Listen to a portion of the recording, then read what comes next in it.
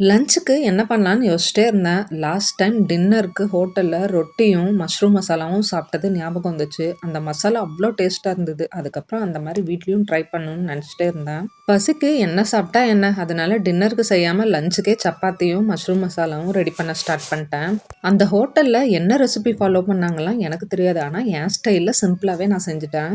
பன்னீர் மசாலாக்கு செய்ற மாரி எல்லாம் வதக்கிட்டுலாம் செய்யல. இந்த வாட்டி பச்சையாவே எல்லாம் அரைச்சு செஞ்சுட்டு இருந்தேன். வெங்காயம், தக்காளி வதங்குற கேப்ல மாவும் பெசஞ்சு வச்சுட்டேன்.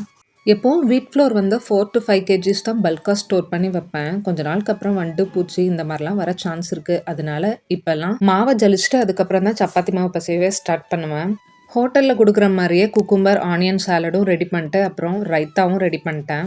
ஹோட்டல்ல ஃபயர்ல கட்டி ரொட்டி மாரி செஞ்சு குடுப்பாங்க. நம்ம வீட்ல பண்றனால கொஞ்சம் ஹெல்த்தியா இருக்கட்டும்னு சப்பாத்தி மாரியே போட்டு எடுத்துட்டேன்.